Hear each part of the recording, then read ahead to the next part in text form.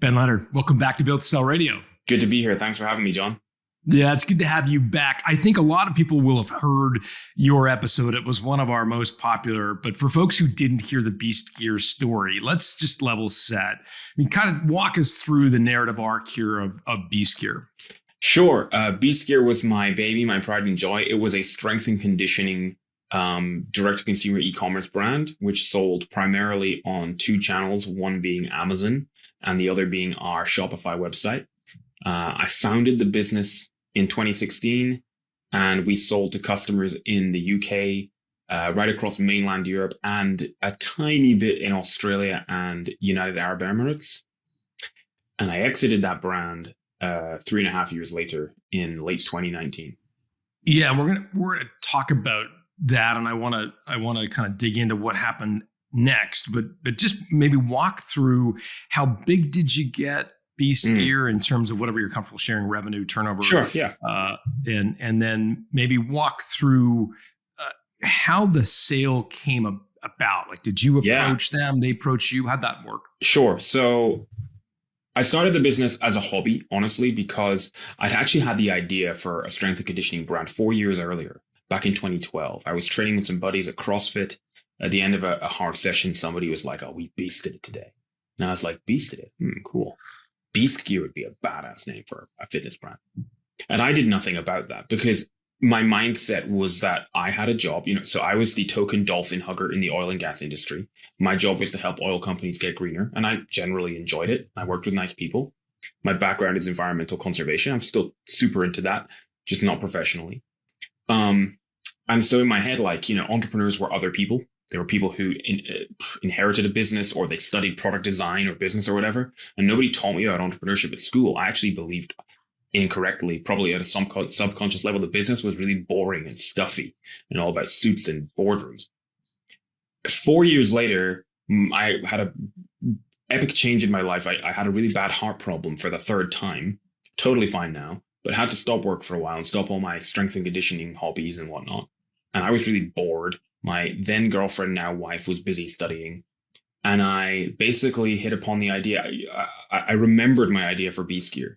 I was actually just like tidying out my gym stuff that I couldn't use. And I was like, oh yeah, I had that idea. Well, why don't I give it a try? And so basically I just Googled and about how to find factories and whatnot. And I was going to sell directly into gyms. And that didn't work. I got laughed out of several gyms. And then I realized that I could sell online.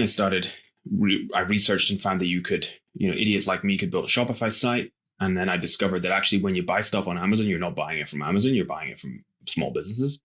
And I was like, oh, I could do that. And before you know it, I've grown the business to $6 million per year in annual revenue, about £4.5 million. And in early 2019, I started to hear whispers within the e-commerce ecosystem, which I've become a part of, that you could sell your business for life-changing money, and that it was becoming more mainstream. And I knew a guy who'd sold two fairly small e-commerce businesses for six figures. And he told me what he did, and he sold on one of these generic flipping websites. And so I went to one of those, and everything worked out okay with that deal at the time. In the end, in hindsight, I shouldn't have used one of those flipping websites. They're okay for selling a blog or something, but not for like a real grown-up business that's generating millions in revenue. They nearly made a huge error that cost me $500,000, but my accountant and I tidied up the mess and got the deal done. And then after that, she and I went into business advising e-commerce M&A deals. It's a different story, but that's how the deal came about. And then in terms of your question there, did I approach them? No.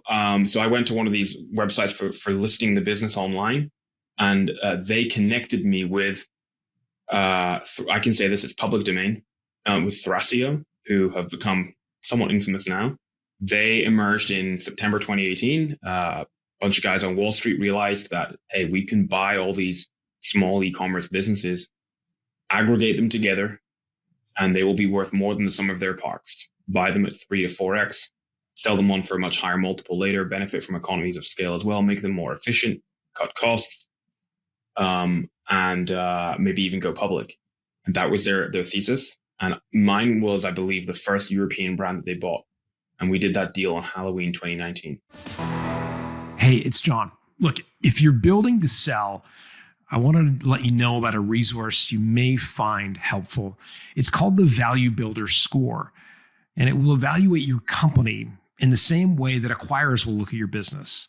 It'll give you a score on the 8 factors that drive the value of your company. You'll also get an estimate of value and things you could do to improve that value over time. Whether you want to sell now or in a decade from now, knowing how the movie ends, I think, puts you in the catbird's seat, gives you all kinds of negotiating leverage. So it's available exclusively through a Valuebuilder advisor. So talk to your advisor. If you don't have one yet, you can go to valuebuilder.com/score.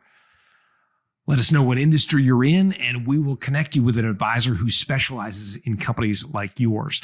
Just go to valuebuilder.com/score. Okay, so many questions. Let me just pause. You mentioned that you don't think it's a good idea to list on one of the listing sites. Maybe just unpack that for me. What makes you say that? Sure. And I'd also love to know the $500,000 mistake that you corrected.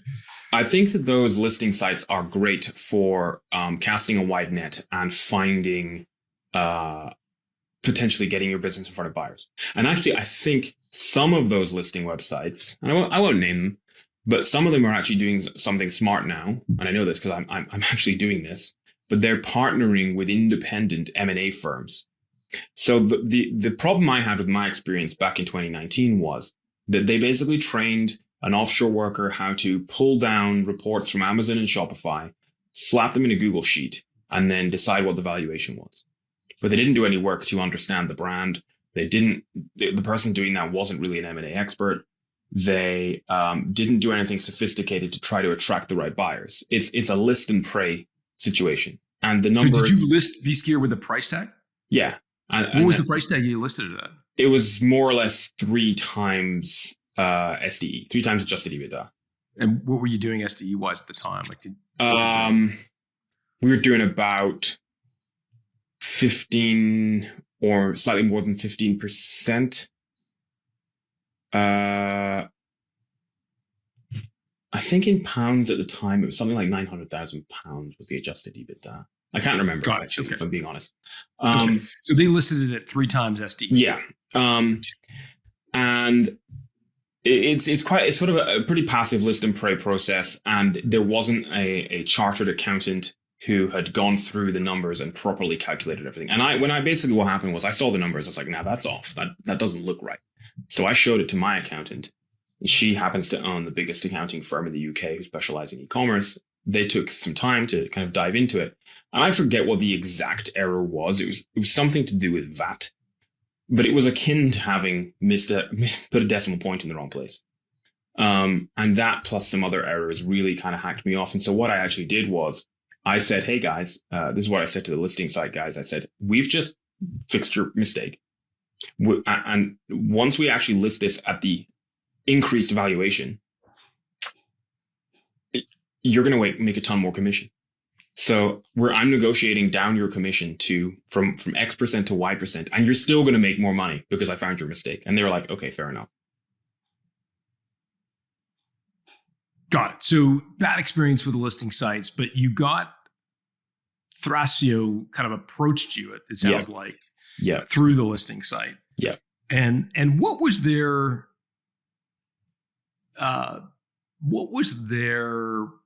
kind of qualitative approach to you? Were they enthusiastic? Were they reserved? Were they very enthusiastic? Yeah, I actually got to speak with the co-CEO at the time, Josh Silberstein. He was like very, very enthusiastic. He was like a kid in a sweet shop on the call. You know how much he loved the brand name and the logo. I think he said words to the effect of, "This is so badass, I want to buy it." And of course, I was, pretty wet behind the ears entrepreneur. Yeah, I had 3 years experience building that business, but it was my first business. Quite big life-changing numbers are being thrown around. It was quite, I'm not going to lie, I was kind of like a little bit like a deer in headlights kind of thing, At what point did Josh raise the specter of valuation? He didn't actually.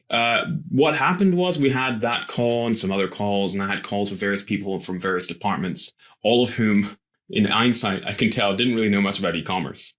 And we received a term sheet, which was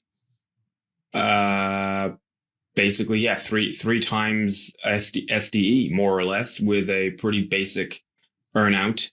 If we hit, I forget the details now, but if we hit X% above the EBITDA in year one, we'd get this, and if we hit Y% in year two, we'd get that. There's a guaranteed holdback payment. They wanted a little bit of inventory thrown in. Pretty standard deal structure, especially at that time for these emerging aggregators in the e-commerce space. Okay, let me just unpack that, because again, we have listeners all over the industry spectrum, from manufacturers to service companies. So the one thing they have in common is that most of them will receive a letter of intent that they're going to have to read and evaluate. And obviously valuation is part of that.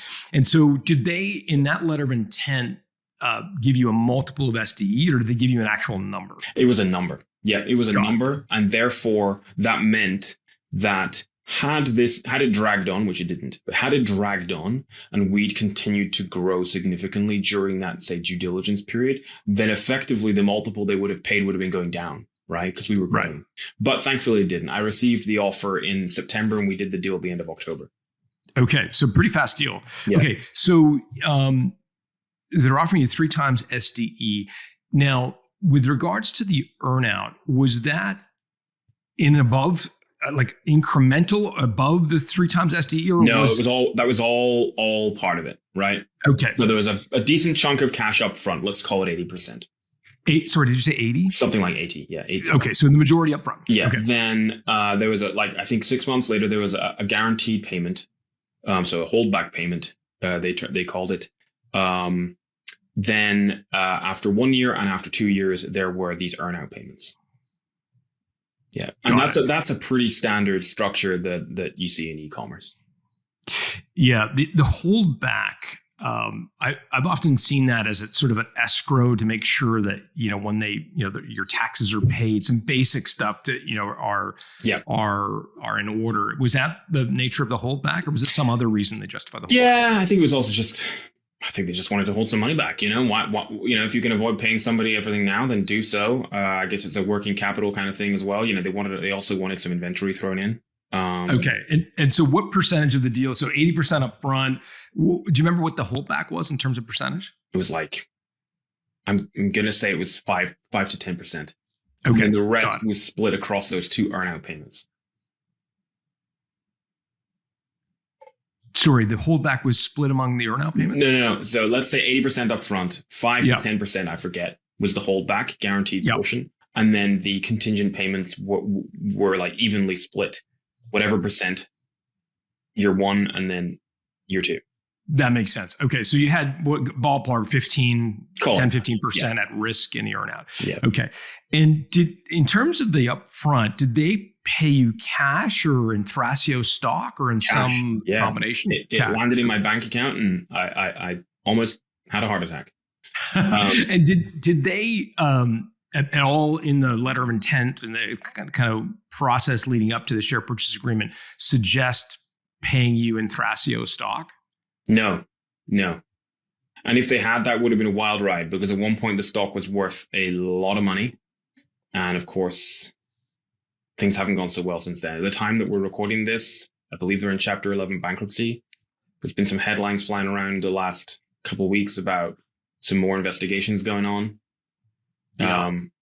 So I'm certainly glad it wasn't stock. Yeah, no, for sure. And I just wanted to make sure, because I was doing some research on Thrasio in advance of this. And I think some of the e-commerce brands that were purchased later, in their tenure were being offered stock in lieu of cash. And they got really hosed because stock obviously is arguably worthless at this point, or at least deeply, deeply discounted. Okay, so the deal is 3 times SDE, the vast majority up front in cash, a little bit in an earnout, a couple of year earnout. Okay. And that goes through in October 2019. Is that right? That's right. Yep. Got it. So when you accepted the earnout and the share purchase agreement, I mean, it's a pretty small percentage of the overall deal. Like, how committed were you to like busting through any wall to hit that earnout? Or was it like a lot of entrepreneurs, it's like kind of a cherry on top? Well, here's the thing. And this is a problem I have with this whole industry.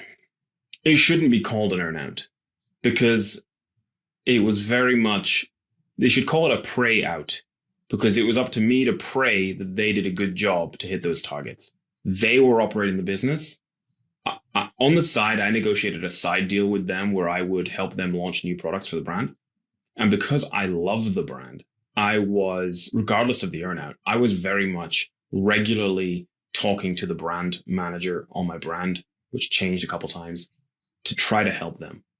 And it became increasingly obvious as every day went by that they didn't have, not the brand manager, they were actually pretty competent, but they were swimming against a tide of incompetence and chaos within the organization that prevented anything really getting done. And oftentimes things getting done that were just absolutely bonkers in terms of crazy decisions that literally took good stuff about the brand that had made the business a success in the first place, which is why they bought it, and on purpose changed those things or stopped. Like, give me an example.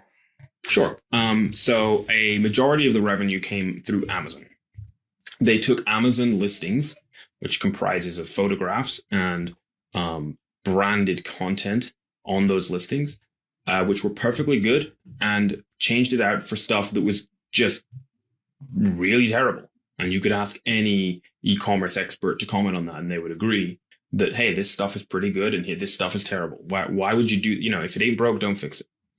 Other examples, they turned off our D2C website, which comprised direct to consumer website. Yeah, our website, which is beastgear.co.uk, which we will, at the time of this recording, hopefully it will relaunch next week. So they turned it off. Now it comprised the minority of revenue, but it was a crucial cog in the machine, which helped drive revenue on Amazon because it gave our brand authority. So people would find us on Amazon, they'd go check out our website, they'd see all the great content, they'd see that we're legit, then they'd check out on Amazon. That was suddenly gone, right? And what was worse is every single product within the packaging would have URLs to useful resources, training guides, how-to guides, etc., which were all hosted on our website. So you've got all these customers buying on Amazon, trying to scan these QR codes, follow these URLs, landing on error 404 pages. What justification did they provide for shutting down your website? I think by this point, they'd stopped communicating with me, so I didn't really get any justification, right? It was insane. Email marketing drove 30% of the revenue on the website, and we had an enormous email list, and they deleted it. So they deleted the email marketing account, which was used through an email marketing software called Klaviyo, and that is now disappeared. And that would have been really handy for the relaunch that I'm now trying to do with the brand, of course. There were many examples of just completely bamboozling incompetence. I'm speechless because Wall Street folks aren't usually idiots. Like they can be obviously mercenaries and very, very, very hard negotiators, but they're not usually cannibalizing or destroying the businesses and assets they bought. It's because there was no nuance. They were just using a massive hammer on everything rather than, I was really trying to teach them for free how to do all the clever stuff that I did that made my brand better than all the other strength and conditioning brands on Amazon. Because a lot of those quote unquote brands that I was competing with weren't brands. They were just selling crap on Amazon. But we looked and felt and behaved like a real brand. We sold on our website, we sold on Amazon, we produced excellent content on social media. We had partnerships with amazing influencers and top athletes. We had customers they'd buy our product on Amazon, they'd end up in our email flows, in our ManyChat flows, in our social media, they'd build a relationship with us and they'd buy on our website, et cetera, right? And we had a real tribe of fans who were posting about us every day on Instagram. We even had clever WhatsApp automations. So when somebody checked out on our website, they'd receive a WhatsApp message on their phone with me in a video thanking them for their purchase, right? And all of this was turned off, but I was trying to teach them how to do this. And I was saying to them, listen, if you listen to me, you can take what I teach you and cross-pollinate it across all 200 brands you own. But it was too nuanced for them. And they didn't have, they took a nimble speedboat and took the passengers off and put them onto an enormous cruise ship, which takes half a day to turn around and can't change itinerary. And so the whole thing just became a big, I'm going to mix metaphors here, onion of bureaucracy, and nothing could get done. And in their defense, the people I was dealing with directly were basically agreeing with me, but they were like, we're just dealing with a whole load of corporate nonsense here. Walk me through your role in the company post-selling Beast Gear. So you sell. Yep. Do you have an employment contract? Like, are you an employee of Thrasio, or are you a contractor? I was an independent contractor. Effectively, They were kind of my client. I was basically responsible for helping them develop and launch new products. And we should have launched, probably say 3 a month. I think we launched 3 in total, all of which they royally messed up. So, yeah. So walk me through, so you're an independent contractor. Are you getting paid by the hour or like on some sort of it was a profit share deal where I would get a share of the profits of the new products that we launched for the first year that each of those new products existed. Okay, that's interesting. Yeah, and it was also in my interest to help them with the whole brand as a whole, because I wanted them to hit the earnout targets. Right, but if I'm understanding correctly, you had no influence or very little influence over how they dealt with Beast Gear. Absolutely not. Yeah, it didn't belong to me anymore. I sold 100% of the business to them. It was not not mine anymore. Got it. And it was mine, but only in spirit. Yeah. And when you signed up for the earnout, did you, like, what were your thoughts in terms of how you would influence the ability to hit the earnout? Like, what was your thoughts at the time? Well, they talked a good game. When they bought the business, they spoke about how much they loved the brand, and they promised that they would take it to the US and it would crush over there, which I knew it would. I regretted not taking it to the US myself. I think, hindsight's a wonderful thing. But about a year before I sold the business, I took it to Australia and the Middle East.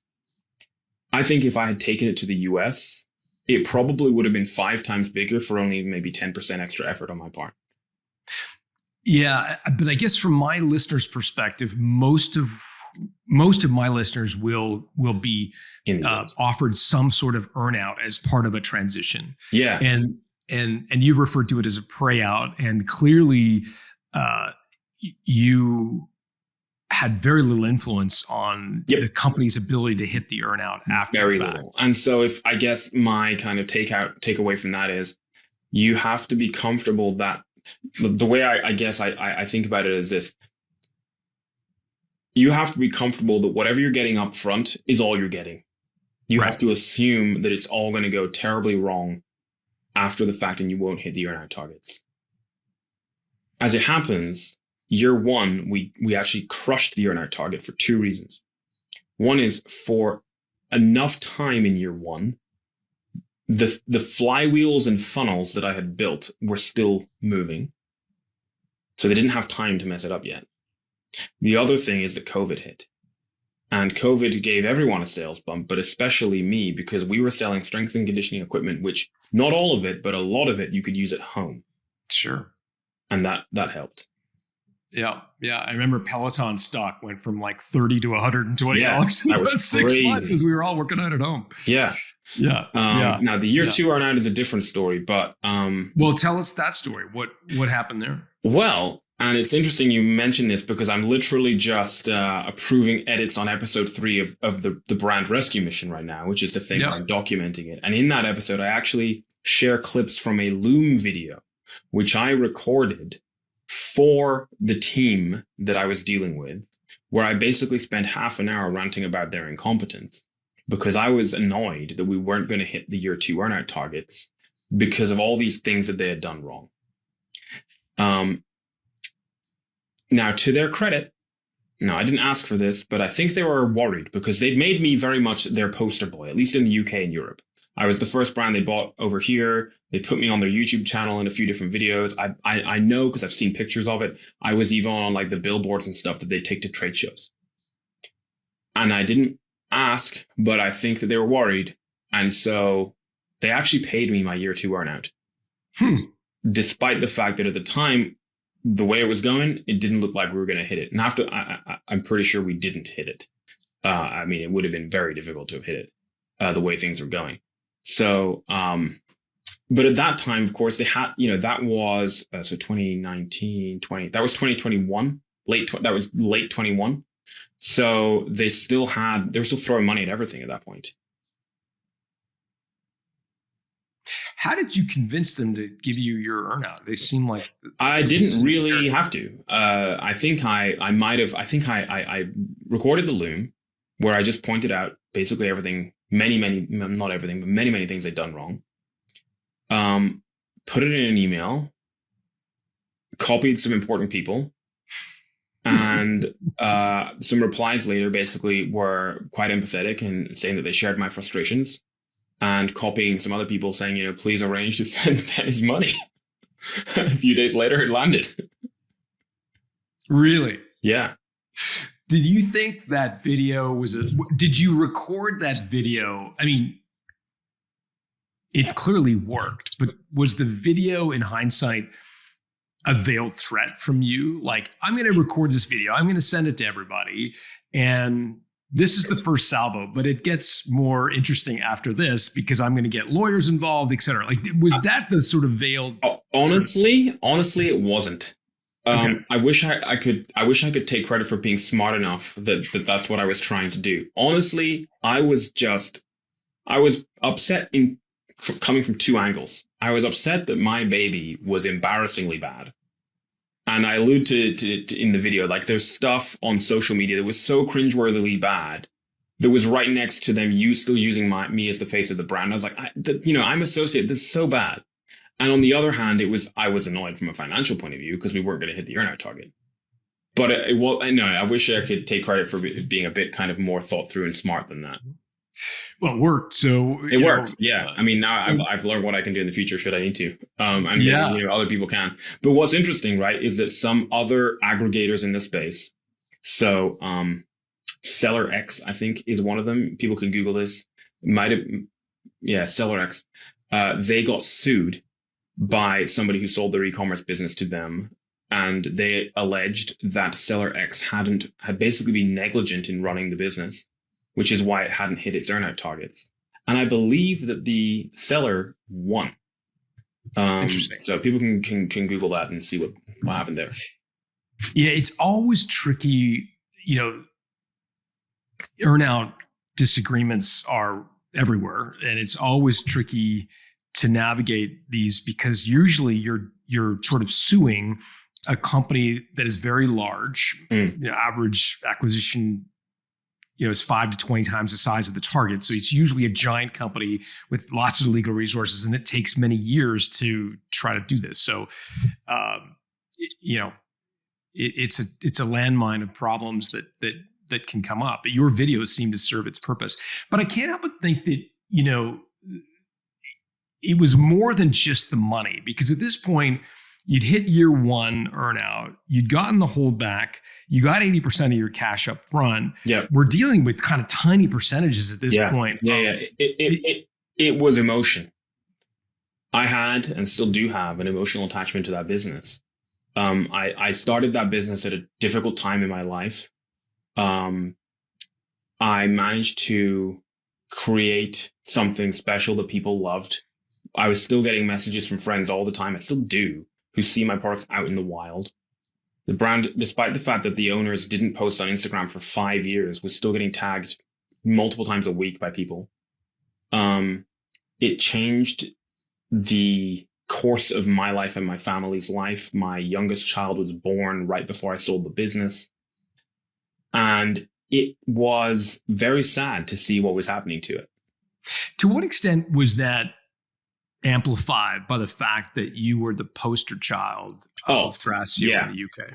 Definitely, because now I felt a little bit like a fraud because I drank the Kool-Aid. I appeared in videos talking about how great they were. And at the time I believed it. Like I wouldn't lie about that. I believed they were doing a great job. In hindsight, that great job at the start was the momentum that I had still got in the business. And then we got lucky with the COVID bump. And so, then I was upset because I felt like my integrity was being degraded. Yeah, no, for sure. I remember this goes back a long time, but my company was acquired by a business called Corporate Executive Board, which ultimately became Gartner. And in any event, I remember the conversation where they said they wanted to change the name from what at the time was Warlow, which is my surname, really creative name I can remember. And I'm like, no, please change the name. Like that's the last thing I want is for you to own this company with my name on it without running it. Because it's just, it's like your entire persona is being manipulated by someone you don't control anymore. No matter like how good or bad they are, you don't control it. So it's like my family name, my face. In your case, like you're showing up in videos. It's yeah. And did you again? And I don't mean this to be critical. You in your own words, I think you said during the headline. I mean, this was a first time. This is life changing. So I totally understand. Did you? Did you contemplate at the time the idea that like maybe I might regret being this face, or maybe I should get money to be the kind of the spokesperson? Honestly, at the time, I was just like, yeah, sure. Like, I just sold the business. I was very happy. It seemed things were going along great, and they're like, hey, do you want to just like jump on this call and we'll record it? We'll put it on our YouTube channel. I was like, yeah, cool, no worries. And you know what? They were throwing money around like crazy. I should have mentioned this as well. So I forget the exact timing. Well, our second child was born in August 21, and it was so it would have been summer 21. So we're almost at the end of the year to Earnout. They started sending people whose businesses they had already bought. This was not part of the deal. They just decided to contact all the people whose businesses they bought, at this point probably hundreds, and said, we'll send you on a luxury, all expenses paid 5-star vacation for your whole family. And due to timings of birth of children and whatnot, we didn't take the trip until summer 22. And so they sent my family and I on a luxury, all expenses paid 10-day trip to the Algarve in Portugal.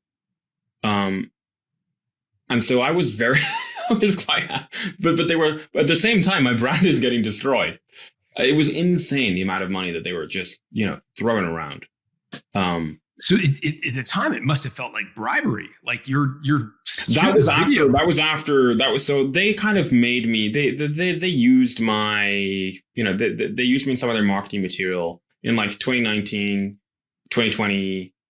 But that started to tail off, right? I didn't do anything other than, I think I did 2 YouTube videos, and they used images and stills from those videos and put me on some banners at some trade shows and whatnot. But that was basically it. If they'd wanted me to do something else, like become their rep or something, I would have wanted paying for that. Did you ever explore, asking them to remove your face and likeness from the trade show banners and stuff like that? Yeah, I did. So actually, when I went to them with that video where I was saying, hey, this is embarrassing. Like, here's this post on social, and then here's next to it's me. I basically said, like, either you stop using me or you seriously up your game. And this becomes like good again. And you start implementing all the stuff I'm telling you to do and stop turning off stuff that's supposed to be turned on. And they stopped, right? And pretty soon the wheels started to fall off the whole thing. So they stopped bothering to do anything with any of the businesses they owned. Like, we only got the brand back late last year. And so really all they did with the brand was they would buy inventory and send it into Amazon fulfillment centers. And that was it. And, multiply that across hundreds of brands, right? they really stopped even bothering to even pretend to be a legit consumer products brand, which is hilarious. If you go to their website now, their strapline is something along the lines of "Where goods become great," which is clearly a ripoff of the Jim Collins book, Good to Great, which they have no business saying. They have no business saying goods become great here because, goods get tanked, basically, right? There are brands, I know for a fact that there are brands that they're trying to get rid of now that they're loss making. So yeah. So you're reporting to as a contractor to this, this would you call him category leader or brand manager? Yeah, brand manager. Okay. Okay. And you shoot the email off to, and it sounds like CCing kind of everybody in the world. Yeah. Which got lots of attention, and then what happens? Like, did other people in the company reach out to you, or was it just continuing to interface with this brand manager? No, that was really it. I think by this point, I'd given up on any attempt to, I watched as the whole thing just got degraded. Websites turned off, email marketing's killed, new products aren't launched, review ratings of products are tanking because all the customer service has disappeared. Yeah. All the clever stuff we did in the DMs on social media to build relationships with customers all stopped. I just gave up. I just had to let it go. And so I let it go. And for a long, long time, I just was like, it's gone. I've sold it. They've ruined it, but I got paid. That was the deal. I don't own it anymore. They have every right to destroy it. It's theirs. And I came to terms with that. Yeah, I was going to sort of say that, playing the devil's advocate. I can hear some people in my ear saying, yeah, but Ben sold the company. They're right. They are completely right. I sold the company, all of it. And if they want to destroy it, that's their prerogative. Yeah, they paid for the That's how it works. Yeah. I'm sad about it, but I got paid for it. What would you do differently if you could do it all over again? Yep, I know the first thing I would do differently. What's that? I would negotiate harder on the deal.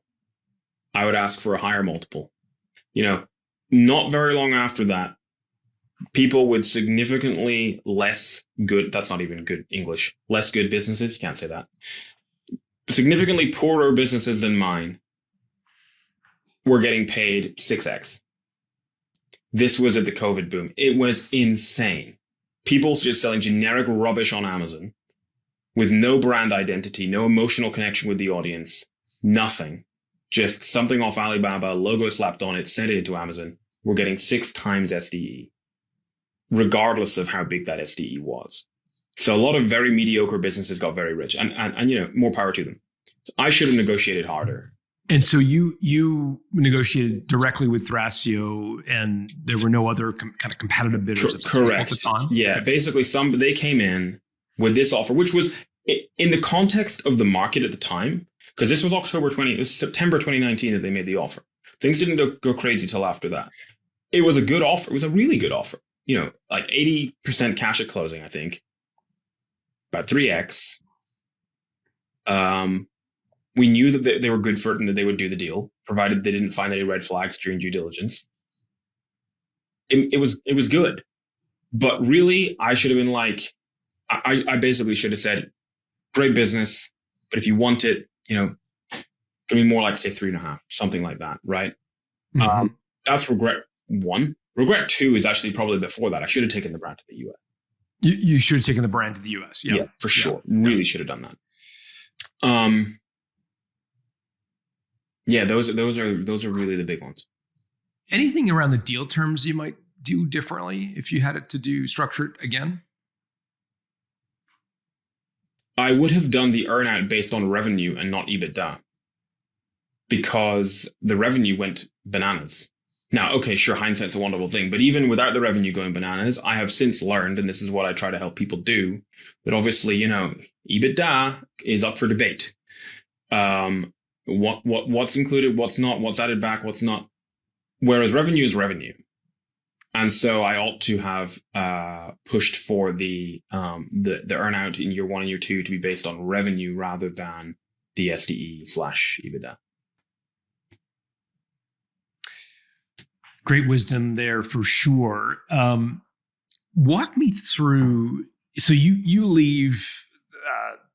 Like, did you cancel your contract? Did they cancel your contract? Did you kind of like, how did they terminate your agreement? Nothing. We didn't. Like, we just stopped communicating.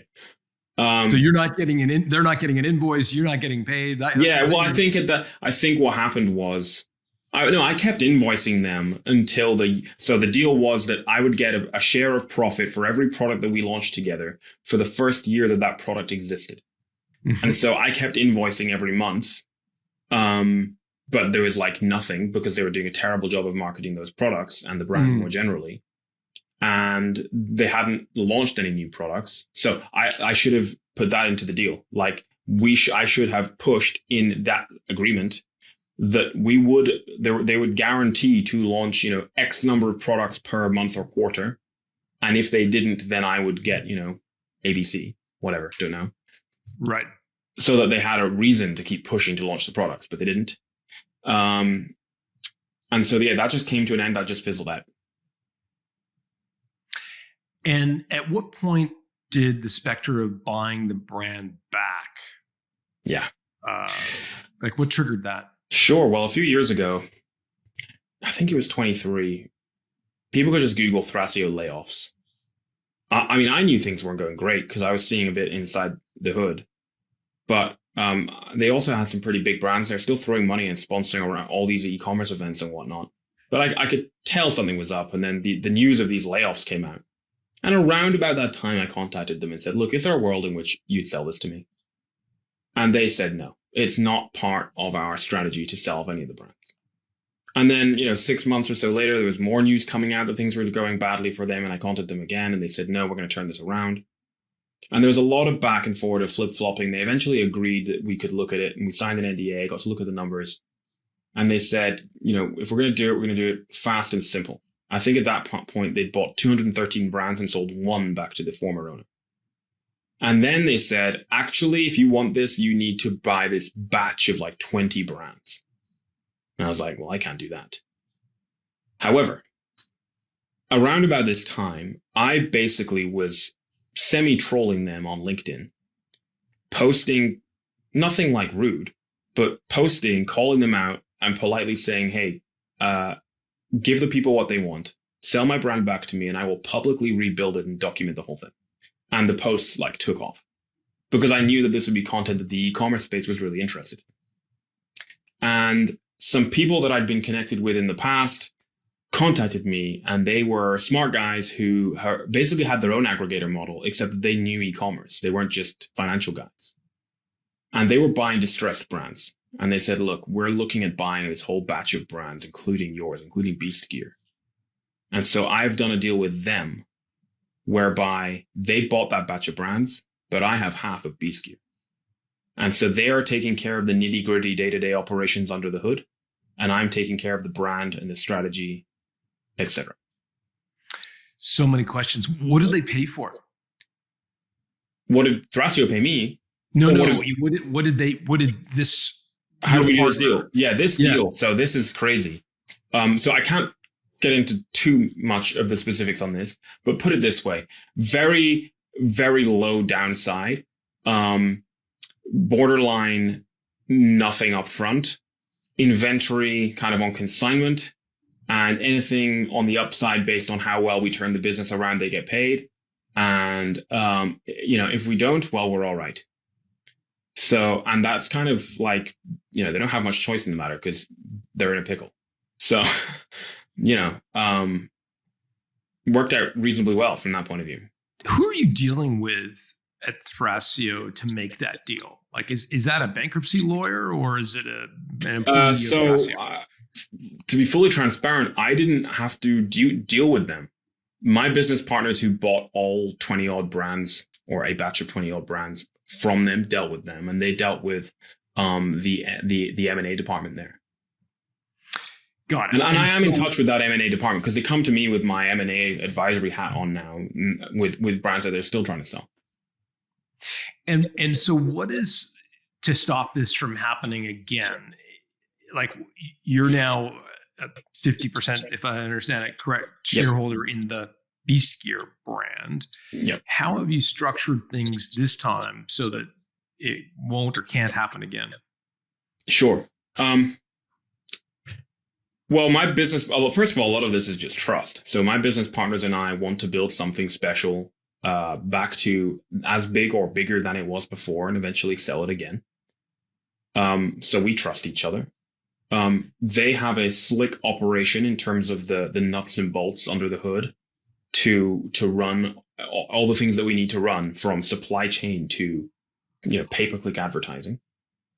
I'm more on the D2C side, the customer relationship side, the influencer market, all the. I talk about this a lot with consulting clients and stuff. So most of our revenue is Amazon, right? We're also diversifying back onto our own website again. But so many of these brands, which are really not brands, they're just listings masquerading as brands. They're selling on Amazon and they're trapped in what I call the Amazon goldfish bowl. And basically my job, right, or my role is to oversee all the stuff you have to do outside Amazon to look and feel and behave like a legit consumer product brand, so that you still win on Amazon, because it's doing all the clever stuff off of Amazon that makes you win on Amazon. Got it. Yeah. I mean, if you search behavior, you're on Amazon, you see two products and one's branded, one looks legit, the other one looks a bit shady. You're always going to opt for the branded product. Even though exactly. And that's a lot of what's going to go into the stuff that I'm doing now with the brand rescue mission, where I'm showing people kind of, behind the curtain of what we're doing to turn this thing around. Yeah. Yeah. And I'm asking this question because I think a lot of our listeners would be curious. They listen to the show because they want to have a successful exit where they're happy after the exit and not, regretful. I guess I'd be curious to know how you approached diligence with this new group differently than with the old group, because I'm going to push you a little bit, Ben, because I would have assumed in the early days of the Thrasio conversations, you were romanticized and thought that was a great company and they were going to the moon and that was great. Yeah. In your own admission, it felt like that there was a honeymoon period with that relationship and it disintegrated. Now we're into a new relationship and it sounds exciting and new. How did you ensure, and I'm asking the question because I want my listeners to vet their potential acquirers differently and with rigor so that they don't fall into the same trap. What did you do the second time around to really vet these guys? I mean, saying you trust them is like, okay, but how did you get to a point where you trusted them? Yeah, no. Does that make sense? Yeah, and fair enough. So a few things. I came to know these guys through my M&A advisory hat. I'd actually presented various deals to them before. And this might sound a little basic, but it's valid. The reason one of many reasons I knew they were legit was the fact that their business still existed. Because Thrasio and others were the canary that went down the coal mine. And the canary came out dead. But so many people have learned what not to do.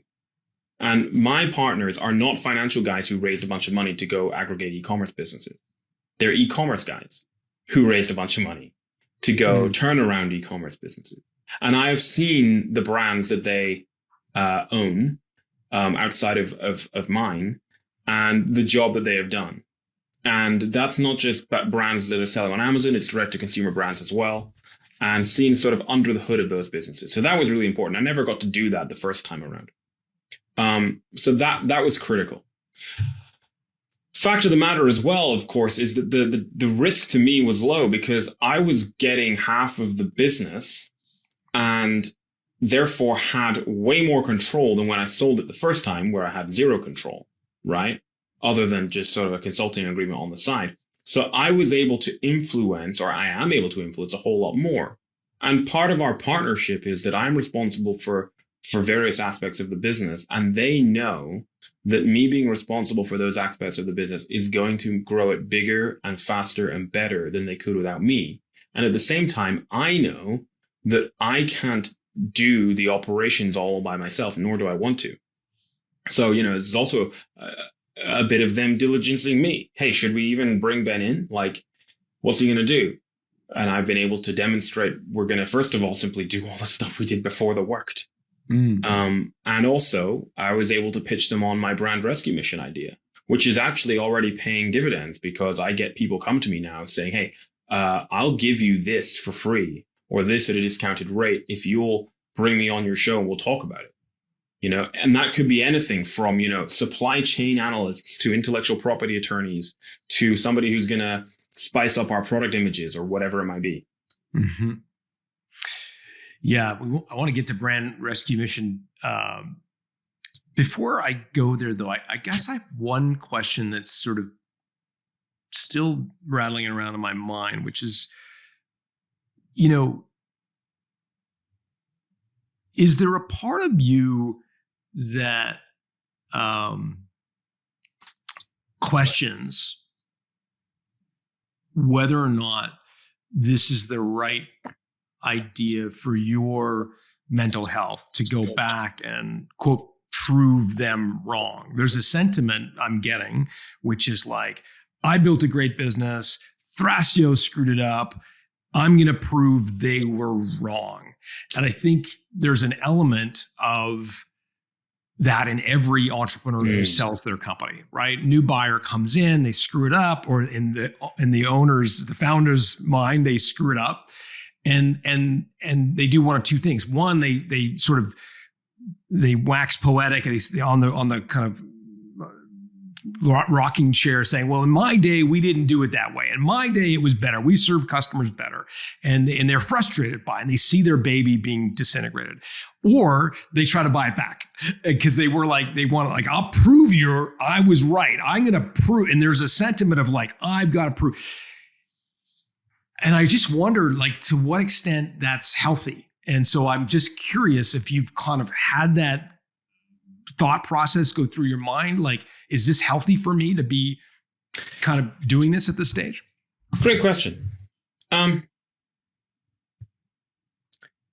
There's a few interesting things to unpack there. The first is, I don't hate Thrasio. In fact, I'm very fond of Thrasio. The way I look is, first of all, they did change my life. And I the way I view them is, I feel like kind of a disappointed or an exasperated parent whose teenager has disappointed them, right, by misbehaving. And I don't feel like I have to prove them wrong, because they know they're wrong. They're in Chapter 11 bankruptcy, right? And I don't think anyone who's still employed by Thrasio, the handful of people that are, would try to defend really how royally they messed up so many brands. So I don't feel like I have anything to prove to them. Honestly, it's really just that I love the brand. I have an opportunity to turn it around. There is an opportunity, undeniably, to make money doing that. Won't make any money for a while yet. And I also I saw an opportunity to document the process, and who knows what doors that opens. It's also just quite fun. And here's the thing. What would have been even worse to me than just selling it to Thrasio and Thrasio ruining the brand would be selling it to Thrasio, seeing it get sold off in some kind of a fire sale, and having someone else treat it like just some commodity they bought on eBay, like a garlic press, right? If it was going to go anywhere ever again, it had to come back to me. I don't think I could have, there's no denying, a lot of this is just pure emotion. And honestly, probably if a friend came to me in this situation, was like, should I buy it back? I'd probably say, nah. But here we are. Tell me a little bit about Brand Rescue Mission. Sure. Brand Rescue Mission is me documenting the turnaround of Beast Gear, radical transparency in public for free on YouTube. We're 2 episodes in. It's at brandrescuemission.com. Nothing, there's a video there. You can sign up and put your name in if you want to get alerted every time we have an episode, and I send more cool stuff by email. or just search it on YouTube, search Brand Rescue Mission, then my name, Ben Leonard, or Brand Rescue Mission Beast Gear. I'm sure you'll find it. And I don't believe anyone's doing this in our industry. So here's what frustrates me about the e-commerce space. We have a lot of thought leaders, gurus, call them what you want, who talk the talk, but they don't walk the walk. Or they are very secretive about their businesses, either because they're paranoid that people are going to copy them, or more likely, I think they don't have a successful e-commerce business. And so they decided to just kind of parrot stuff on the internet to make a living that way, which is why they have 500,000 Instagram followers, because they've got time to do that, but not time to actually do the work. So my way of kind of rising above that is just to be radically transparent, be authentic, show people what I'm doing. I don't think anyone's doing this in our industry. And so far, the response has been pretty cool. So that's it. It's brandrescuemission.com. And we'll put links to Brand Rescue Mission, the YouTube channel, and your LinkedIn profile in the show notes at builttosell.com. Ben, thanks for doing this. Thanks, John. Appreciate it.